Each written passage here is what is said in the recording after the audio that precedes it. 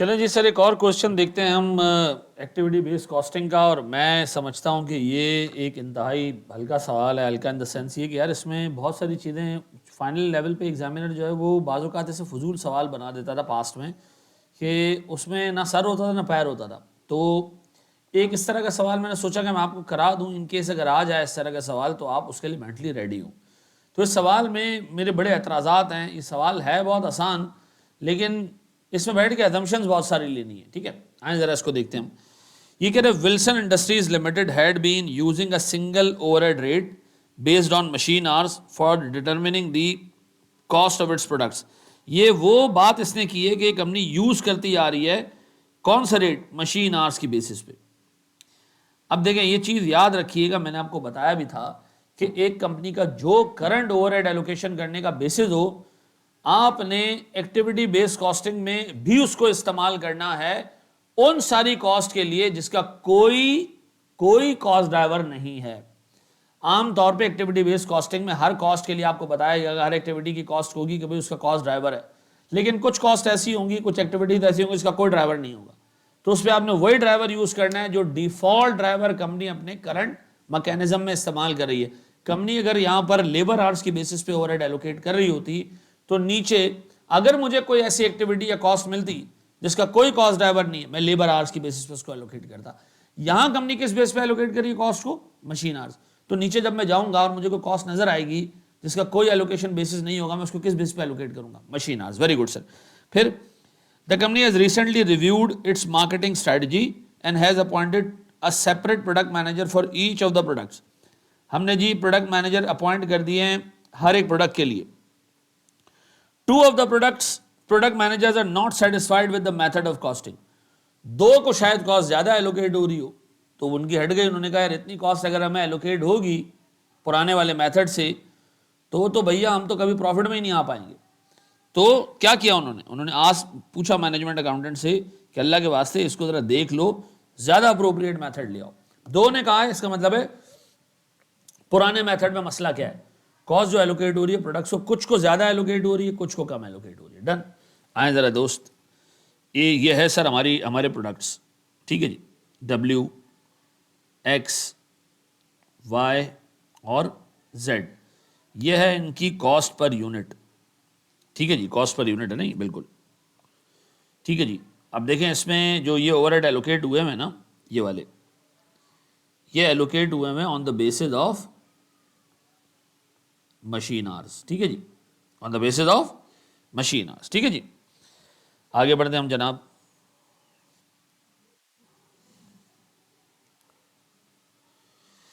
ये कह रहा है भैया हमारे पास अदर डाटा भी दिया हुआ है। A total of 3300 machine hours were use during the month. Details of actual fixed overheads incurred during the month are as under.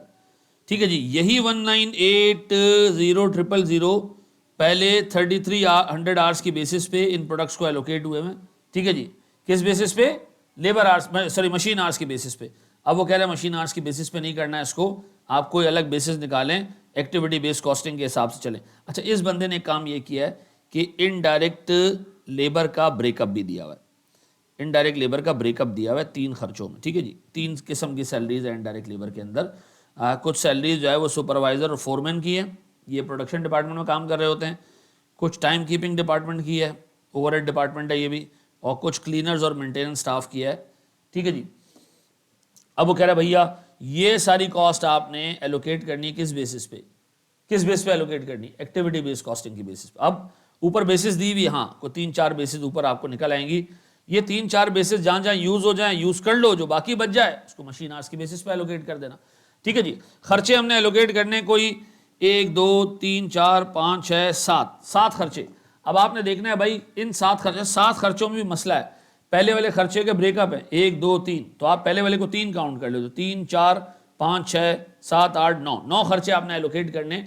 और सर एलोकेशन के लिए बेसिस ढूंढनी हर एक के लिए, जिसके लिए मिल जाए अच्छी बात है, जिसके लिए नहीं मिले आपने लेबर आर इस्तेमाल, सॉरी मशीन आर इस्तेमाल कर लेने हैं। डन जी, करें अल्लाह का नाम लेके शुरू करें, एक्टिविटी बेस्ड कॉस्टिंग से एलोकेट करते हैं कॉस्ट को, और फिर सर ऊपर जो कॉस्ट ऑलरेडी एलोकेटेड है मशीन आवर्स के बेसिस पे उससे उसको कंपेयर करते हैं कि वाकई जो दो मैनेजर चिल्ला रहे हैं वो सही चिल्ला रहे हैं। जी अच्छा जी, मैंने आपको कहा था कि आप हमेशा दो किस्म की वर्किंग बनाएंगे।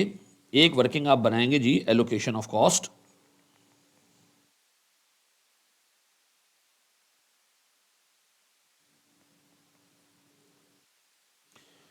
और एक वर्किंग आप बनाओगे बेसिस। याद आ रहा है? Basis of allocation. डन। चलिए जी, मेरे पास सर प्रोडक्ट्स कौन कौन सी हैं? मेरे पास सर प्रोडक्ट्स हैं डब्ल्यू,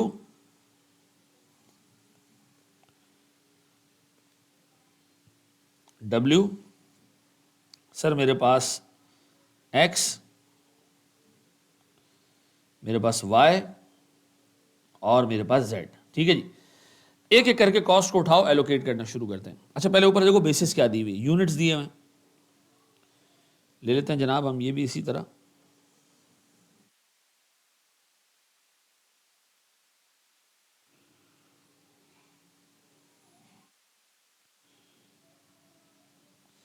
अब आए जरा सर, मेरे पास यूनिट्स कितने हैं जनाब? यूनिट्स कितने हैं बाबू? यूनिट्स हैं हमारे पास दो, डेढ़, एक, 1800। तो 1500, 1000 और 1800, ये हैं यूनिट्स। फिर मेरे बच्चों उसके बाद बैच साइज। अगर मैं बैच साइज देखूं तो एक बैच में कितने यूनिट बनते हैं? एक बैच में ये बंदा आपको बता रहा है कि हमारे यूनिट बनते हैं 80, 50, 50, 60। 80, 50, 50 और 60। मुझे बताओगे नंबर ऑफ बैचेस कितने? Number of batches, number of batches कितने हैं सर? नंबर ऑफ बैचेस निकालो ज़रा। कैसे निकलेंगे सर? सर 80, 2000 डिवाइडेड बाय 80 कितना जी? सर मेरे पास 25 बैचेस। सर इधर मेरे पास 30 बैचेस। सर यहाँ मेरे पास 20 बैचेस, और यहाँ भी मेरे पास 30 बैचेस। तो टोटल बैचेस कितने हो गए सर? सर मेरे पास टोटल बैचेस हो गए 105। अब देखें ऊपर कोई कॉस्ट ऐसी ही जो बैचेस में एलोकेट हो रही है, बैचेस की बेसिस पे एक ही कॉस्ट मुझे नजर आ रही है सर, सेटअप कॉस्ट। सीक्वेंस कोई भी रखें सर इसको एलोकेट करने की, सेटअप कॉस्ट को एलोकेट कर दें। कर देते हैं सर। अभी कितनी है बाबू setup cost? Sir setup cost है मेरे पास 2,10,000, ऐसे ही है। इस 2,10,000 को अगर मैं एलोकेट करने जाऊं तो बताएं सर मेरे पास 2,10,000 कैसे एलोकेट होंगे सर? आराम से sir. Sir 2,10,000 divided by number of batches 105। देखें जरा 2,10,000 डिवाइडेड बाय 105 क्या आता है सर? सर मेरे पास 2,000 रुपए पर बैच आती है सेटअप कॉस्ट। 2,000 रुपए पर बैच, हर बैच के बाद 2,000 रुपए का खर्चा आता है, हमें सेटअप कॉस्ट लगानी पड़ती है सर। तो सर यहाँ 25 बैचेज हैं, 2,000 के हिसाब से 50,000 रुपये हो गए। सर यहाँ पर 30 के हिसाब से 60,000 रुपये हो गए। सर यहाँ पर 20 के हिसाब से 40,000 रुपये हो गए, और इसी तरह से 30 के हिसाब से फिर 60,000 रुपये हो गए। ऐसा डन है जी। सर सेटअप कॉस्ट हो गई एलोकेट। अब जाते हैं सर ऊपर, फिर ढूंढते हैं कोई शिकार। सर यहाँ इंस्पेक्शन आवर्स आ रहे हैं, और ये इंस्पेक्शन आवर्स पर यूनिट नहीं, पर बैच है। तो पहले काम करते हैं, इंस्पेक्शन आवर्स बेसिस के तौर पे निकाल लेते हैं।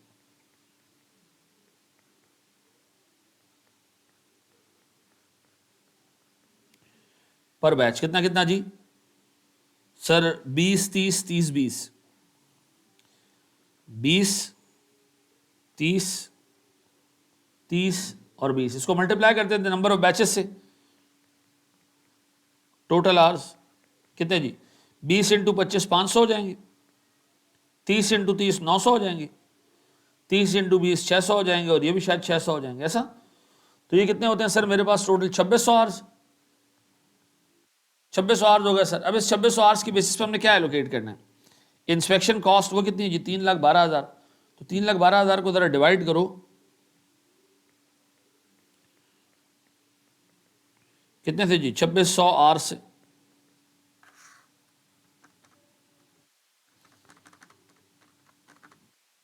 ये हो जाते हैं जी 120। 120 के हिसाब से अब कॉस्ट एलोकेट करनी है हमने। हम एलोकेट कर रहे हैं जी इंस्पेक्शन कॉस्ट। देखो एग्जाम में चाहे मैन्युफैक्चरिंग कॉस्ट हो चाहे नॉन मैन्युफैक्चरिंग कॉस्ट हो, एबीसी में सब रगड़ देना, ठीक है। क्या आ रहा है सर? सर मेरे पास 500 बैचेज है, 500 आ रहे हैं, 500 into 120 60,000। Sir 120 into 900 1,08,000। Sir 120 into 600 72,000 और आखिरी का भी 72,000। ये डन। तो कॉस्ट एलोकेट हो गई सर, ये मैंने टिक कर दिया जी।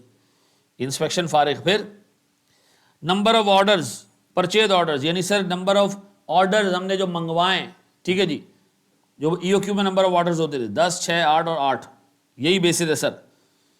ऑर्डर्स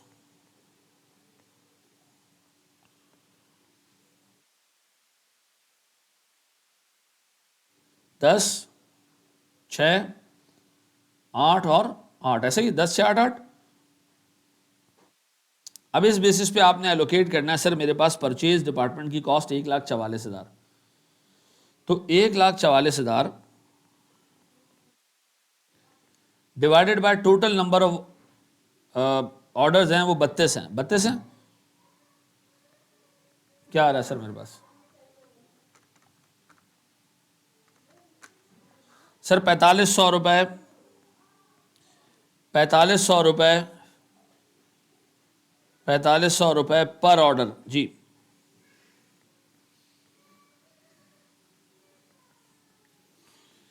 $4500 इंटू 10 कितने जी? 45,000। फिर जी 4500 इंटू 6 2700, 27,000। 4500 इंटू 8 सर कितना जी?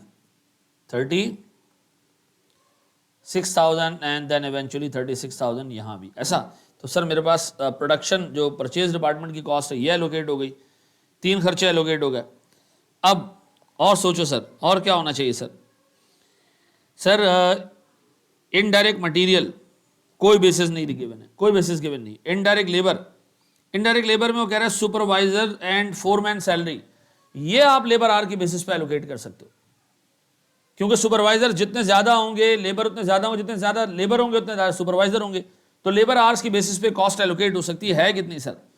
सर 6 लाख का 60% वुड बी 3,60,000। ये मैंने लेबर आर्स की बेसिस पे एलोकेट गिवन है सवाल में, नहीं सर निकालने पड़ेंगे। किस तरह निकलेगा sir labour are?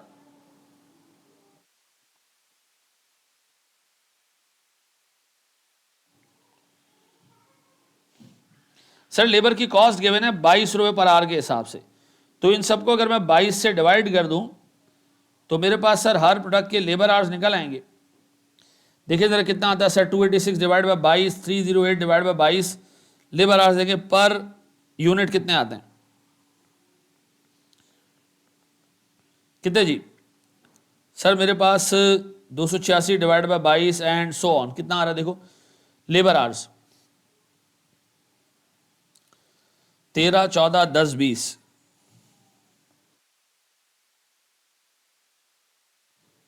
Total labour hours कितने होंगे टोटल? सर नंबर ऑफ, क्या कर रहे हो मदद अमीर?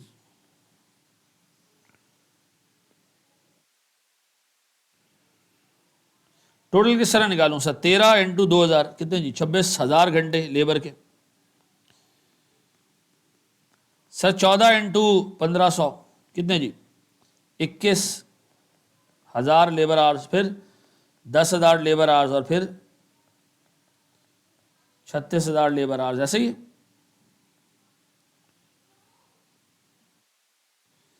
ऐसे ही मेरे बच्चों, अब बताओ इस बेसिस पे मैं एलोकेट कर दूं ये 3,60,000 रुपए की अमाउंट कितनी है जी? 3,60,000 रुपए। मैं फिर रिपीट कर दूं, ये पेपर में गिवन नहीं था कि आपने ये करना है, तुक्का मार रहा हूं, अंदाजा लगा रहा हूं जो एग्जामिनर ने किया, अदरवाइज ये सवाल इतना फजूल है, हमें कैसे पता चलेगा कि जी इसको आपने बाकी को जो है वो मशीन आवर्स पे एलोकेट करना है। आसान ये रखो, जिसका कोई बेस समझ नहीं है उसको ओरिजिनल बेसिस पे एलोकेट करना, जिस बेस पे बाकी की कॉस्ट ऊपर पुराने मेथड में एलोकेट हो रही थी।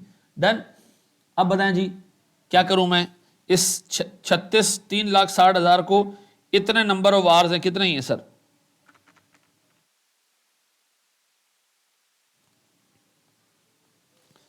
93,000 आवर्स। 93,000 लेबर आवर्स की बेसिस पे 3,60,000 को एलोकेट करना है।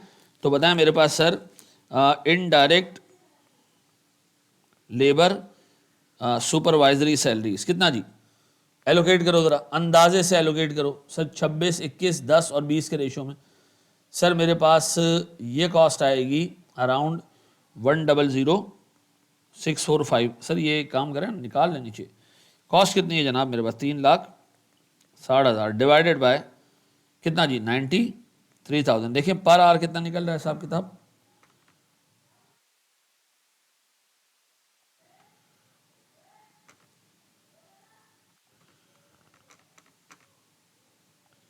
ये निकल रहा है 3.8709 समथिंग।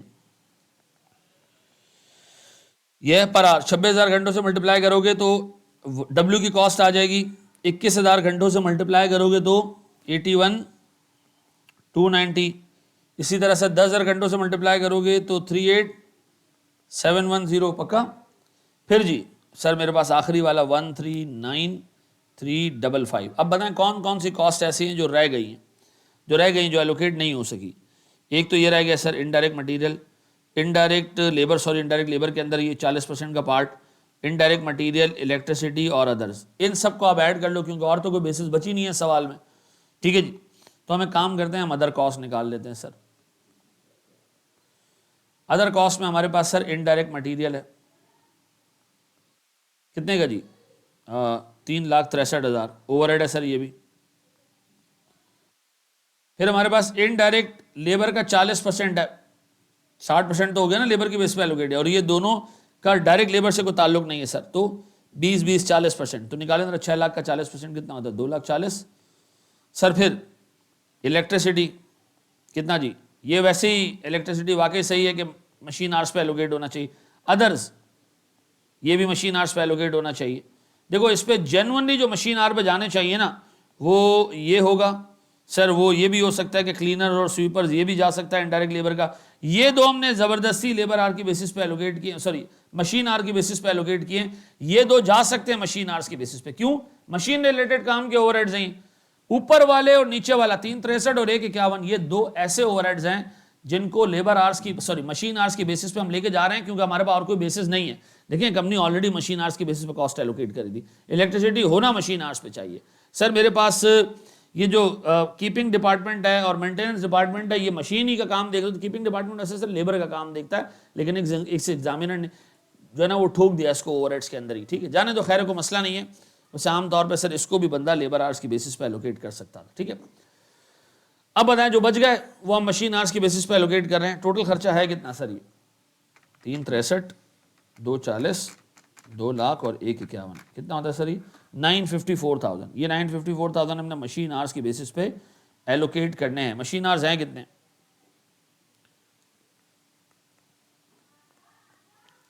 मशीन आवर्स एग्जामिनर ने बताया हुआ जी 3,300 है।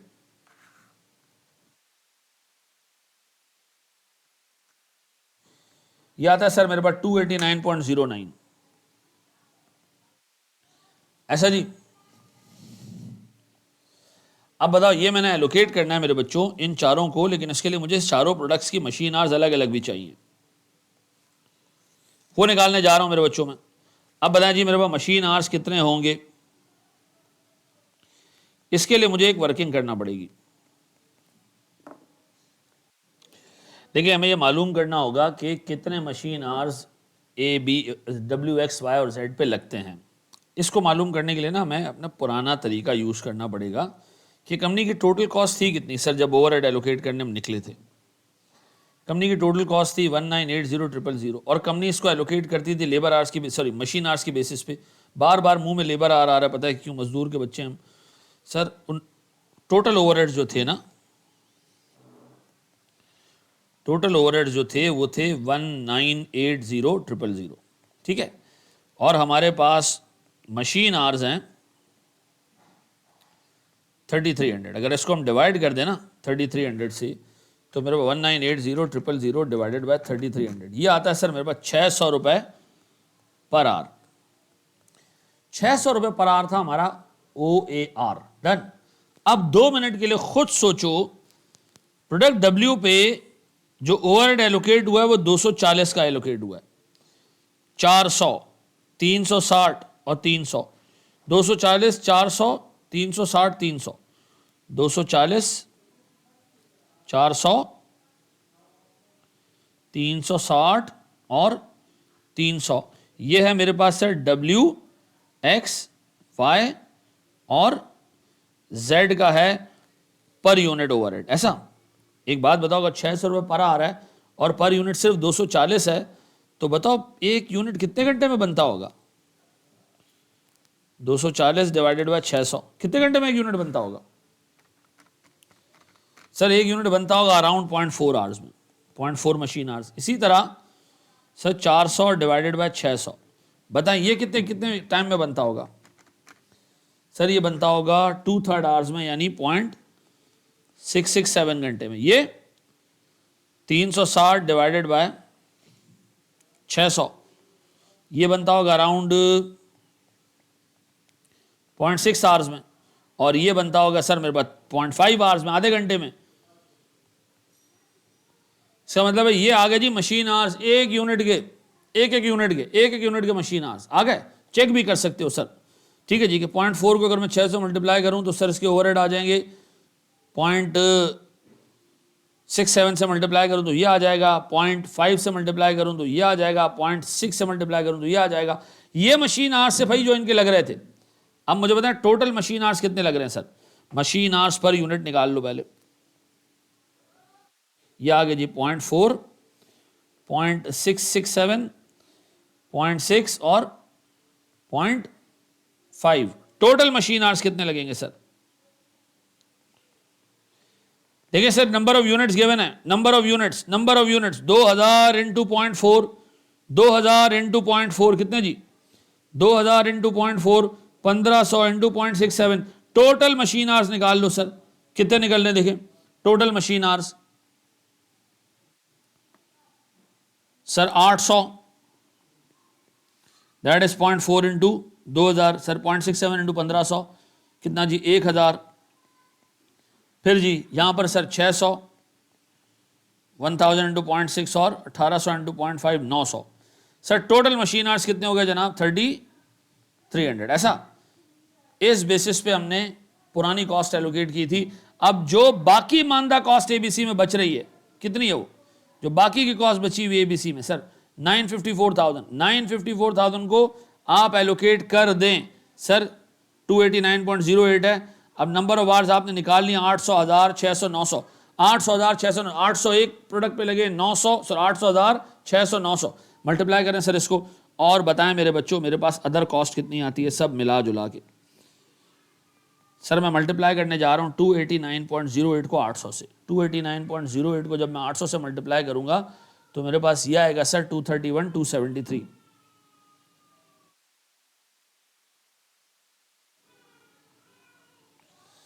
सर फिर मेरे पास सर 289.08 इंटू 1000, ये आ जाएगा मेरे पास सर 289091। सर फिर इसी तरह 289.09 को या 08 को मैं मल्टीप्लाई कर रहा हूं 600 से, ये आ रहा है सर मेरे पास 173,455। और आखिर में सर मेरे पास 260,182। सर अगेन इस सवाल में था कुछ भी नहीं, हमने सारी की सारी कॉस्ट तरीके से एलोकेट की। अदर्स में जब कुछ समझ नहीं आया तो हमने मशीन आवर्स पे एलोकेट कर दिया। इसमें था अलबत्ता एक टाइम कीपर वाली सैलरी वो लेबर आवर पे एलोकेट हो सकती थी, हमने नहीं कि हमने इसको इसी पे चढ़ा दिया।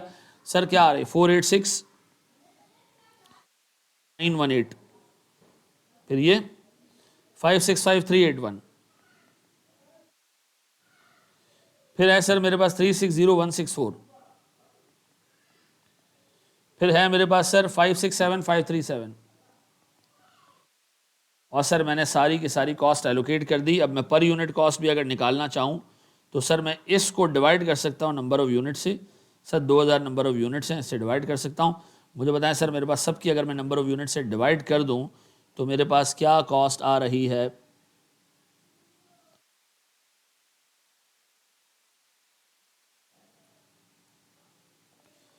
सर ये आ रही है 243.46। सर ये मेरे पास आ रही है 376.92। सर ये मेरे पास आ रही है 360.16। और सर ये मेरे पास आ रही है 315.3। अब बताएं सर प्रीवियसली क्या आ रही थी? छोटी सी हेडिंग डाल दें कंपैरिजन की। सवाल की रिक्वायरमेंट नहीं आ, लेकिन मैं खुद फिर भी कर रहा हूं ताकि एक चीज़ हमें कॉन्सेप्चुअली समझ आ जाए। कंपैरिजन करना चाह रहे हैं सर हम। हमारे पास प्रोडक्ट हैं कौन कौन से? W, X, Y और Z, ऐसा बताएं मेरे बच्चों। मेरे पास पर यूनिट ओवरहेड्स और पर यूनिट ओवरहेड्स, ये पहले क्या था? ट्रेडिशनल मेथड, और अब ABC। ओवरहेड पहले कितने थे sir? Sir 240, 400, 360, 300। 240, 400, 360, 300। Activity based costing के हिसाब से क्या आ रहा है? 243.46। सर फिर 376.92। सर ये 360.16 और ये आ रहा है 315.3। अब मुझे एक बात बताएं सर, कौन सा प्रोडक्ट का मैनेजर चिल्ला रहा होगा भाई इसकी कॉस्ट वैसे ट्रेडिशनल से ज़्यादा आ रही है लेकिन बनती कम है? ठीक है जी, तो ये चिल्ला रहा होगा सर। फिर दूसरा कौन सा बंदा चिल्ला रहा होगा सर? बाकी इसकी तो बराबर है ऑलमोस्ट, इसकी भी ऑलमोस्ट 3 रुपये ज़्यादा है। ठीक है जी, तो अपेरेंटली यही दो लोग लग रहे हैं, ये खामोश बैठा होगा। ठीक है जी, तो सर आई होप ये आपको समझ आ गया होगा, इसको देख लीजिएगा अच्छे तरीके से। ठीक है जी, अगेन मैंने इसमें जो सेटअप कॉस्ट थी, इंस्पेक्शन कॉस्ट थी, वो तो तरीके से एलोकेट कर दी। सर ये cost this could have been allocated using labour hours, मैंने नहीं किया क्योंकि एग्जामिनर ने भी नहीं किया। आप चाहो तो कर सकते हो, मेरे हिसाब से लेबर आवर्स की बेस पे एलोकेट होना चाहिए, क्योंकि कीपिंग डिपार्टमेंट का मतलब होता है वो जो लेबर के आने जाने का टाइम मैनेज करते हैं। ठीक है जी, सर देख लीजिएगा इसको अच्छे तरीके से। बस एक सवाल हमारा एक्टिविटी बेस्ड कॉस्टिंग का और है, और सर हमारा टॉपिक कंप्लीट हो जाएगा ये इंशाल्लाह ताला। कल मैं उसकी अपलोडिंग और रिकॉर्डिंग डाल दूंगा, तो हमारा टॉपिक स्टैंड्स कंप्लीटेड। ठीक है जी, जज़ाकल्लाहु खैरन, थैंक यू, अस्सलाम वालेकुम।